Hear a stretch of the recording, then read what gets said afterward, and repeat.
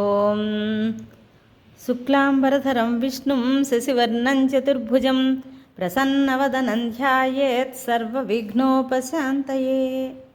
కార్తీక పురాణం 21వ అధ్యాయం. పురంజయుని పరాజయం. యుద్ధం చేయటానికి వచ్చిన పురంజయునుండి చూసి దండెత్తి వచ్చిన రాజులంతా ఎంతో కోపంతో అనేక రకాల ఆయుధాలతో యుద్ధం చేశారు. ఉభయ సైన్యాలు ఘోరంగా యుద్ధం చేస్తున్నాయి.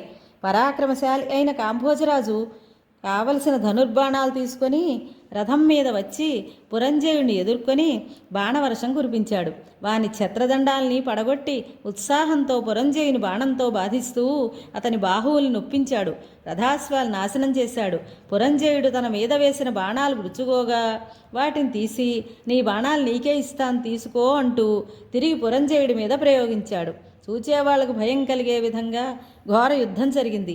మెడలు తెగి చేతులు పోయి కాళ్ళు విరిగి చూచేవాళ్లకు భయం కలిగించే కార్బలాలు, తొండాలు తెగిన ఏనుగులు, తోకలు తెగిన గుర్రాలు, చాలా భీభత్సంగా రణరంగం తయారైంది.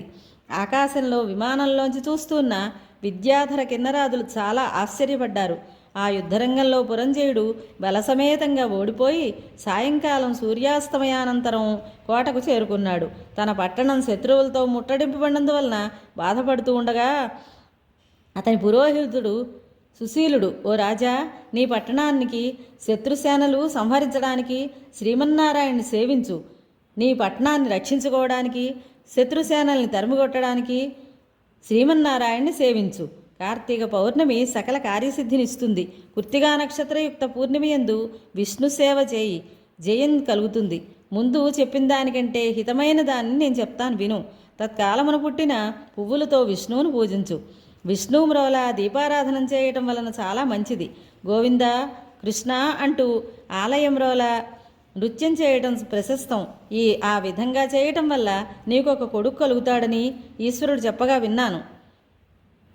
భక్తరక్షణార్థం శ్రీహరి చక్రాయుధాన్ని పంపుతాడు. నీ పెద్దల ఆచారాన్ని బట్టి సత్కార్యాలు చేయి. బ్రాహ్మణ భక్తి, విష్ణు భక్తి కలిగి కార్తీక వ్రతం చెయ్యి అని అన్నాడు. ఇది శ్రీ స్కాంద పురాణాంతర్గత కార్తీక మహాత్మ్యమందలి 21వ అధ్యాయం సంపూర్ణం. స్వస్తి.